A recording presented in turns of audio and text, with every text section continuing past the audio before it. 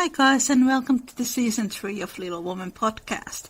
I want to give a shout out to Paola. This is the message that she left me. Hi Nina, this response is a bit late, but I love your Little Woman content. Thank you for sharing all your studies and research. I read the book earlier this year for the first time and I fell in love with Joe and Fritz's relationship. I'm so glad I binge listened to your podcast to further my love for them. It also kickstarted an obsession with Ella May too. She's such an interesting woman and moved around in so many circles. I can't believe there are people that still don't get Joe and Fritz. While reading, I found it very obvious that Joe was falling for him. I mean, the girl didn't shut up about his hands and how nice he is. My heart melted at the moment when it says, rephrasing here, if Joe could have seen the professor kissing the picture of her before going to bed, she would have known why he was visiting her hometown. I see here Joe's influence on Friedrich.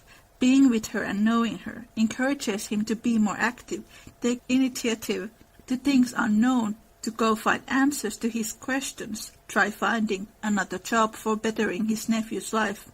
Okay, this is getting too long. I'll leave you with one of my favorite Joe and Bear moments that just warms my heart and makes me laugh. This is a quote from Little Man. Now, if you make fun of my plan, I'll give you bad coffee for a week, and then where you are, sir, cried Mrs. Joe, tweaking him by the ear, just as he was one of the boys. Thank you for sharing your passion. This is one of the nicest comments I have ever received about this podcast. Huge thanks to you, Paula. Hi. I finally get to talk to you almost, well, not quite person to person, but, to kind of back and forth. Would you like to start by introducing yourself and what's your relationship with the old woman? Hello, my name is Christina, and if you are on Tumblr, you probably know my blog, Joe and Friedrich. It was started because I just love them so much and did not think that they got the recognition they deserved. And I've been a fan of Little Women for the longest time. Like, first time I read it was like between, I'm going to say the ages of 10 to 12. That was like somewhere around the ages that I started to read it. So been a fan ever since.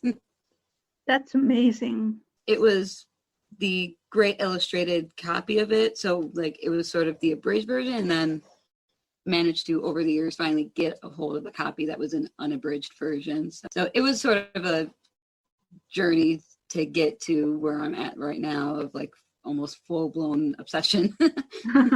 I think one of the reasons why I actually started my podcast was because of your blog. Because when I was younger and I was obsessed with Little Woman, I was in Live Journal, and then there were like Amy and Laurie group and Joe and Friedrich group that I was lurking there. They slowly vanished.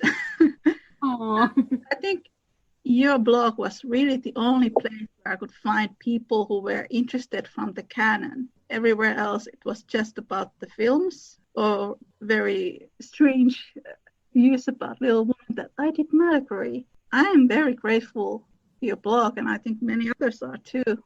Aww, that's so great to hear. Yeah. I mean, I felt just like you. It was like either most of the people that were around me didn't know or care about Little Women, and those that did were just kind of knew only like you said, the movie version. And many of them are great. I don't know if we'll ever get to it, but we can, I have many thoughts of the most recent. But most of the times, the film version seems to sort of put more focus on Joe and Laurie. And I was like, no, like, to me, I don't know, it felt, and this is because, again, I remember when reading the books, I was like, it almost felt a little incestuous to me because I always identified with Joe, and I have a brother, and so much of Joe and Laurie's relationship while they were like growing up felt very much how like me and my brother would interact, just this very goofy, ridiculous antics that to the point where I would probably be doing like some of the more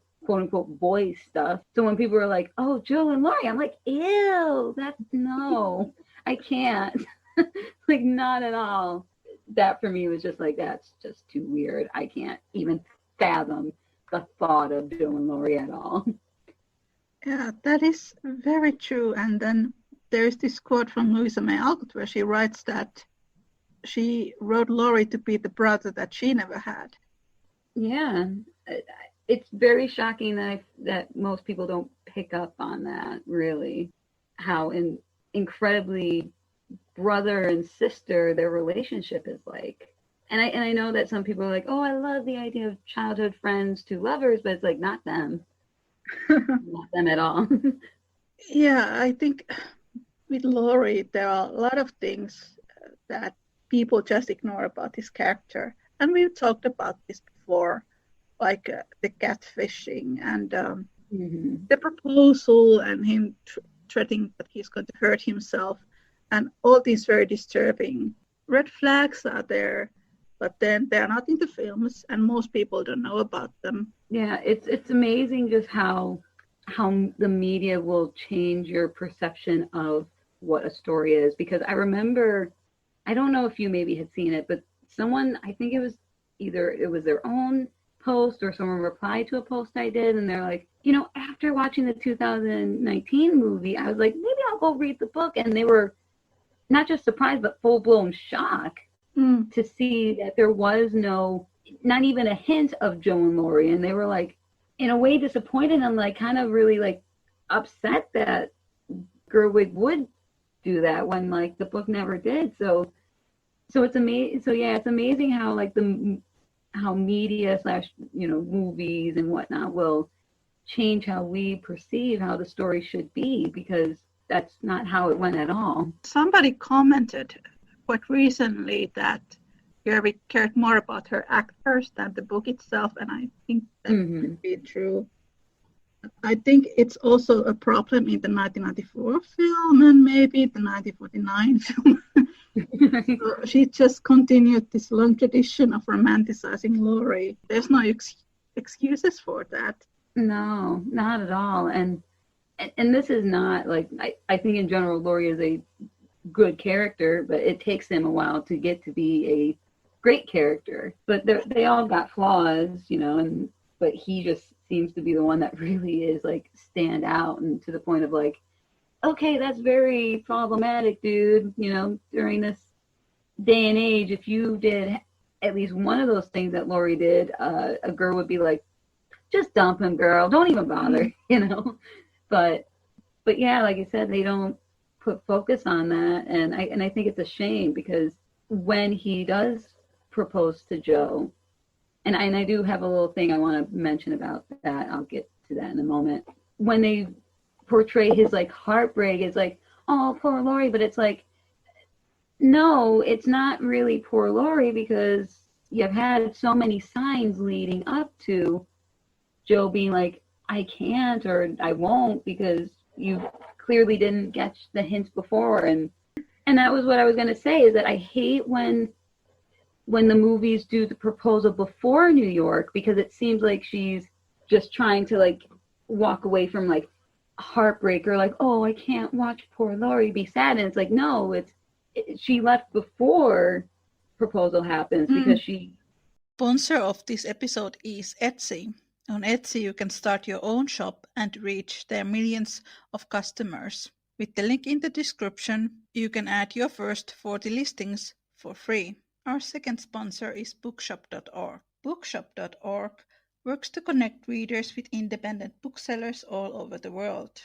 They believe local bookstores are essential community hubs that foster culture, curiosity, and love for reading, and are committed to helping them thrive. Every purchase on the site financially supports independent bookstores. The platform gives independent bookstores tools to complete online and financial support to help them maintain their presence in local communities. You can find the link from the description as well. Wants to get away from him, so that way he can be like, all right, just take time, try to, maybe after some time away, you can figure out that you don't really care for me as much as you think you do. And that's why when she comes back, she's just like, you know what, I'm done. Yeah, I don't like it when the movies kind of switch it, because I feel like it does it almost in a way to be more sympathetic to Laurie rather than sympathetic to Joe.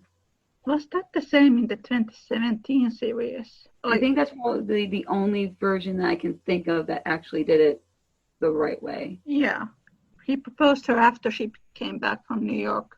Yeah. I still think he was very romanticized in that version as well. And it's so important that it happens after New York because, again, it's one of those moments where it's sort of like you sort of have an inkling that maybe she has a lot more feelings for him than you think she does. But the other version that actually does it correctly is the BBC version, the 1971, because in both of those versions, they both say like, oh, don't tell me you fell for that old man. And it's like, that's such an important moment because it's Joe standing up for Friedrich and saying like, don't talk about him like that. And like getting that sort of like first inkling that maybe she has a lot more feelings for Friedrich than you would think she does. And standing up to Laurie, who has been her friend for many years, and pretty much saying, shut up, you don't know what you're talking about. He is as dear a friend to me as you are. Like, I think it's very important in showing the development of Joe and Friedrich's relationship is that one little moment where she sort of is like ready to just tear Laurie apart because how dare he say something poorly about her Friedrich. Yeah, and if he's her friend, he should respect her. But there are a lot of indications that he doesn't. Like before Joe goes to New York, there's that time when he's low-key trying to flirt with her and she clearly says no. And then before that, a couple of years before that, when Beth gets sick for the first time, I think he's trying to kiss her and then she says no. And she's 16. And when she goes to New York, then she just starts to develop these feelings for Friedrich. So it's just this natural way of things that she would reject him. I think one of the things that most people miss in Little Woman, even some people who read the novel too, is that it also happens to Laurie that when he's with Amy, he sort of starts to become more independent, which is not the way his and Joe's relationship works, because he was looking her to be his nanny or somebody who told him what to do. But then with Amy, he sort of becomes more independent and also wants to find something else to do his life than just, writing these operas for Joe or music. He wants to be productive. So it's all thanks to Amy, or she pushes him to finding purpose that he was lacking. Yeah, and I think that too, he's sort of seen Joe as almost a safety net, that no matter what could happen, good or bad, he can go to Joe and she'll be like, it's all right, Laurie, it's fine, everything's going to be okay. But with Amy, she says like, well, you got to learn how to stand on your own 2 feet. It's not that I can't be there to almost comfort you or to be like, oh, that's all right, Laurie, but I'm not going to be your safety net. If you're going to fall, try to help yourself up in a way. But yeah, I think that's what it was. He's just gotten so used to falling back to Joe that he doesn't realize that he could do stuff on his own, and Amy allows him to do that. Yeah, and it's really a boy's proposal because he says he gave up billiard and smoking and what else. So that's not a really good reason to marry. Right. Yeah, that, and let's do it because everyone expects it. Like, okay, but what about, you're pretty much listing almost every reason except the fact that we love each other, and I'm clearly sitting here telling you I don't love you that way. Like, he's trying to pressure her and like, don't disappoint us, Joe. Like, don't, grandfather wants it, your family wants it, and it's like, what about what I want, Laurie? Like, I don't want this. At that moment is his most selfish moment because it's, I want what I want, and how dare you not want the same. Yeah, and I was so disturbed when I read Gerg's interview, and she said that how could Joe reject the handsome young Laurie? I could go on forever. I bother my friends sometime when Little Women comes up, and I'm like, the Gerwig version, because there are so many things. I have no idea what her goal was with that, because it felt very much all over the place. And like you said earlier, it felt more catered to the actors. And it's such a shame because I had before obviously seeing Little Women, I watched Lady Bird, and I thought Lady Bird was great. And when it said that, oh, Saoirse Ronan is going to be Joe and Timothée Chalamet will be Laurie, I was like, oh, that's great, because it feels like they have a good chemistry. But, I think that they'll work it out. And then I'm like, when watching it, I was like, that's not, you totally missed. The point is here, and you went way over Gerwig, and I'm very disappointed. I was expecting better from you. Yeah, one of my friends read the Joe and Laurie book. You heard of it? Oh yeah, that's right, I do. She said that it was like Gerwig's version in that sense. It felt very disrespectful to the original material, and for the author, I'm not going to read it because it makes me angry. Yeah, no, I couldn't stand it. I don't know if I could even do it as just a tell us what you think. I'd be like, I can already tell you what I think. I'm just not going to bother, because it would have been a very, I almost want to say like abusive relationship, because they both are such hot-headed people. And while Joe at that point in the proposal has learned to sort of manage it, I feel like that if she was married to Laurie, he would sort of bring that old habit back, and it would just been incredibly destructive and just not in any way good at all. It would have ended, I mean, back then they really couldn't divorce as easily as we could today, but I think it would have been miserable by their first anniversary. You know about Louisa and Lady Wisniewski, the real life Laurie?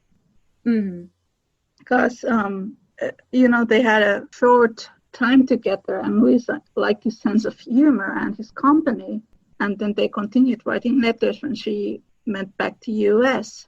But then later on she wrote to her journal that he was boring, and then one of my friends wrote that well, if Joe and Laurie would have gotten married, Joe would have thought he was boring.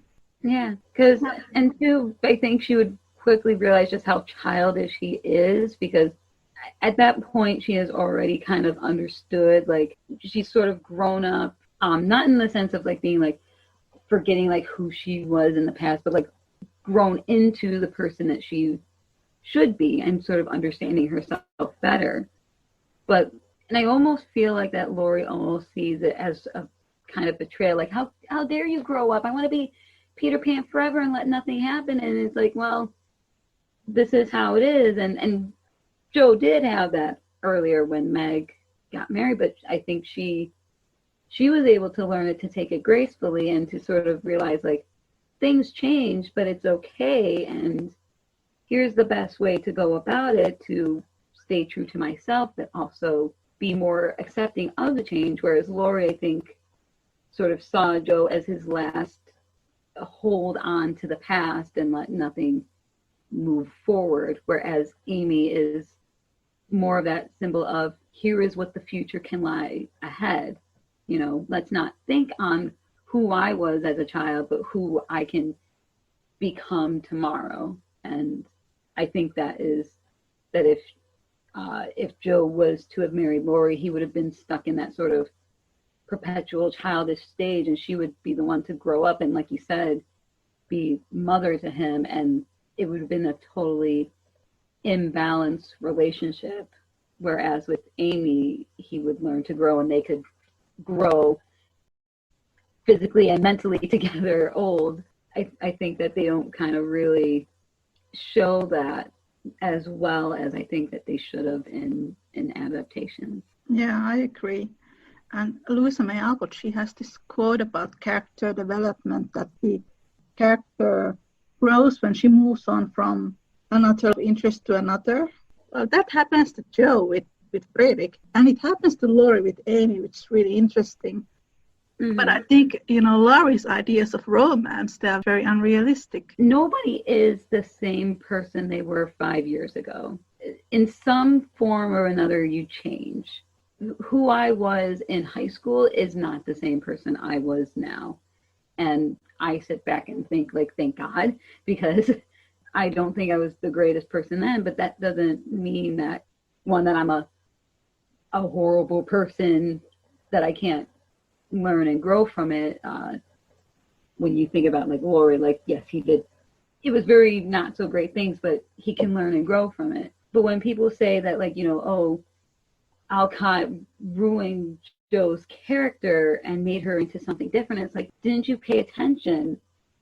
Joe is still Joe. She just learned how to understand herself better. And this is what I think people don't get, is that Joe wasn't trying to be a boy and to be a boy, or that she repelled a lot of the social norms because she hated all of them. It was because she felt constrained by it, or that she was always told things like marriage is only for the benefit of getting money or property, and it's either do that or be a spinster. And she's like, well, I guess I'll be a spinster for that, because I will not be that person, rather than being told, like, you could marry for love. And, no doubt for someone like her, if we're going to kind of think of also how Alcott herself was, I was bullied a lot when I was in middle school, which is like probably your most formative years, from transitioning from childhood to teenage years. I had always had that feeling that nobody's ever going to look at me and love me. And I think that in a way, Joe must have felt the same, because throughout the novel, at some point or another, whether it's in the nicest way possible, if you could say, or very harshly, Joe has been told, like, nobody's going to want you if you don't behave, or, you're too tall and you're too gingly for this. And, Joe, if you don't curb your language, you're never going to find a husband. Like, so no doubt that for all those times that she's ever been made to feel that who she was as a person is totally unworthy to be married, that she was like, you know what, then I guess I just won't get married, because it's better to accept that than to hope for it and nothing happen.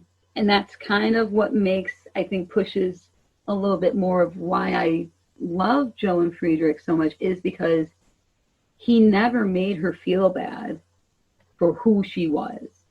Never. Despite what some of the versions will try to tell you, that like him being like, oh, how dare you write for the Daily Volcano. That never happened in the book. Never. But he never made her feel inferior, which is something that Laurie had done, whether he meant to or not, had done to Joe.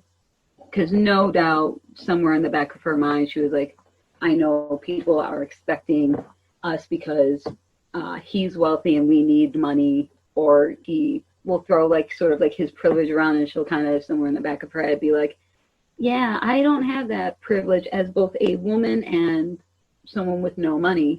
But Friedrich always encouraged her. He listened to her and she listened to him, and they grew from it. And I think that was like for the first time she felt like maybe there isn't something totally unlovable in me, that if someone can look at me and go, you are fine as you are, that there maybe still be hope. And the fact that these two sort of little quote unquote oddballs of their society can find love and happiness is not only so sweet, but it's so like inspiring. It almost makes you feel like, you know what, maybe someone could love me for all my oddities and imperfections.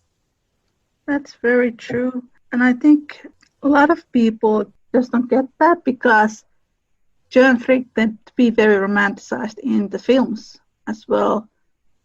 And I told you about this recently, that my sister watched the 1978 version. Mm-hmm. And she liked that because Joe and Friedrich seemed so normal. They were not overly romanticized. They were hardworking, and you could see that they had this similar interest throughout the series. And my sister hasn't read Little Woman. She has seen the 1994 film and this 1978 series. Yeah, that, and you can see the respect between the two of them. That's the biggest thing I feel with Joe and Friedrich, is that even if it's not like this poetic, romanticized version, that you can immediately tell there is an enormous amount of respect for each other. And that is, I think, the biggest thing for a relationship is respecting one another and knowing that you're both on equal playing fields.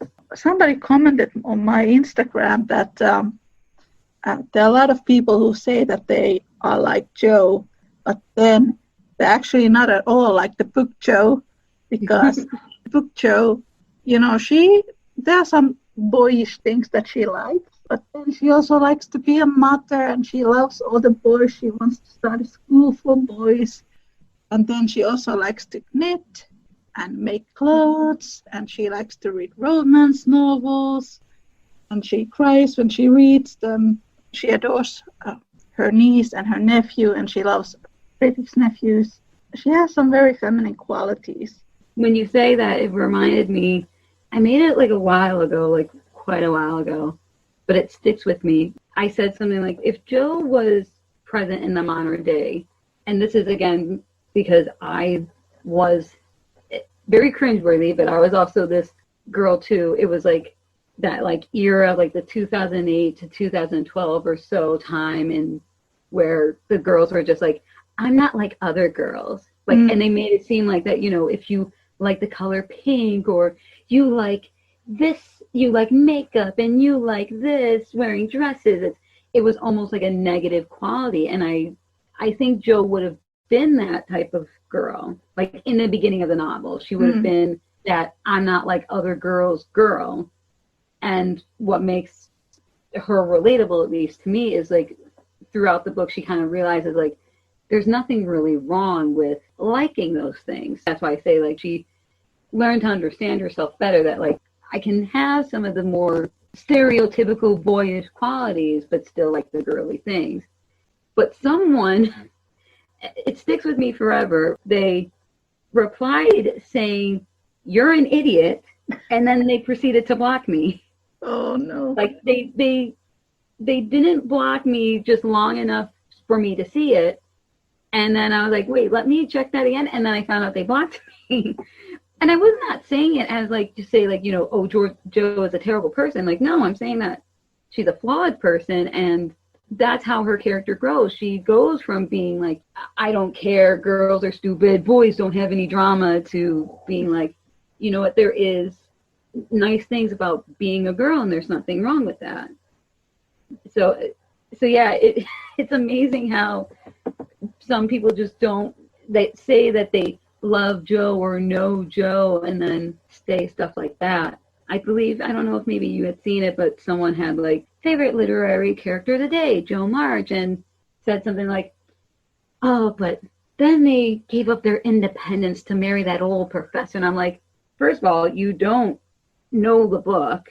If you knew the book, you would have seen how that went down. And I don't think you really care about the character as much to say, like, to make that claim of Joe gave up her independence and she's not that great of a character because she did that in marrying a man that loved and support her. And honestly, I think as quote unquote unromantic as they are, they had probably one of the most romantic proposal scenes I've ever seen in book or in movie. Yeah, it's amazing how some people just, they think they have an idea of the character. And I almost sometimes think, that's so Laurie of you. You have this perceived image of what Joe is and what you want Joe to be, when the truth is Joe is not like that, but you just want her to be that way. And it happens to be most of the time the Joe and Laurie shippers that have that sort of delusional idea of who Joe is supposed to be. I think the whole idea of not being like the other girls, it comes from very deep misogyny, actually. This idea that you are better than fellow women, it's a form of misogyny. And it was a trend some time ago, hopefully not so much these days. I think one of the problems with Jo, especially when she was younger, was that she identified so much with the masculine that she became very misogynistic. And you can really see that when she sort of makes fun of Meg wanted to go to a ball, or Amy, trying to impress her female friends. But then she grows out of that. And I think part of that actually has to do with her her and Laurie's friendship sort of not fading, but she's growing out of it. Laurie has some great qualities, but he does sort of embodies this sort of 19th century typical, young man, the way they behaved. Joe got some really bad influences from him, and he from her as well. And then I think she kind of tries to block her emotions sometimes because she feels that if she shows her emotions, then people are going to see her weaker. And when people see her weaker, she's more feminine to them.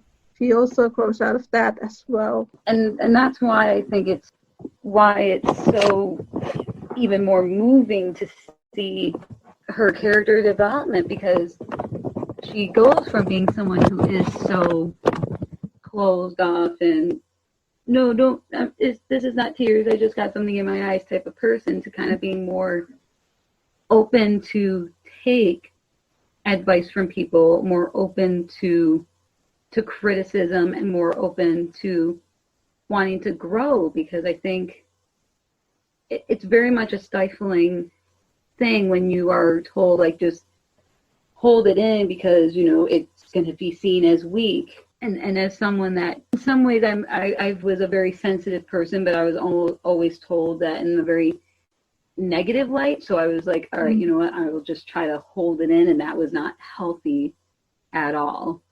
And it was so almost in a way seen as kind of like, a very feminine thing. Like, oh, she's just an emotional little thing, the poor thing. And it's like, in some cases I was right. Like, what they said was very rude or mean, but boys will be boys and you're just being too emotional over it.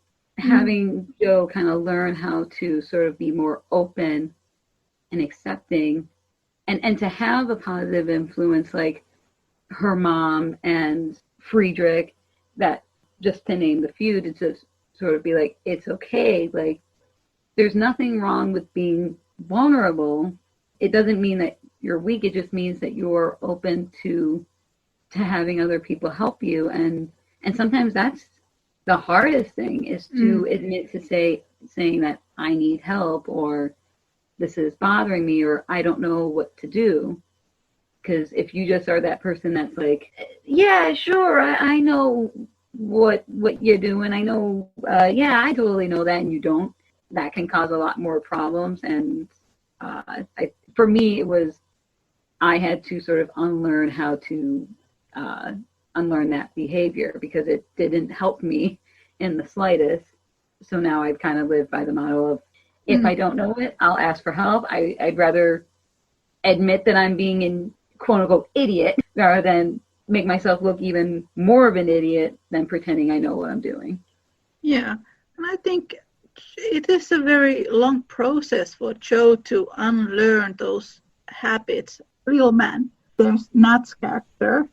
She kind of calls him girly, and she sees him a bit weaker than the other boys because he's so sensitive. And she has this similar relationship with Laurie.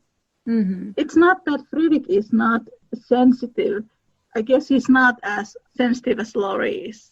How would I put it? He's a lot more grounded, when Laurie is very idealistic. I guess if I had to sort of think of it, it's like Laurie was who I was when I was in school, where I just took everything and made it full blown, whereas now I'm a little bit more like Friedrich, where it's like, that hurts, but let's try to just sort of see what's the best way to respond to that very sensitive moment. It's a much more mature response.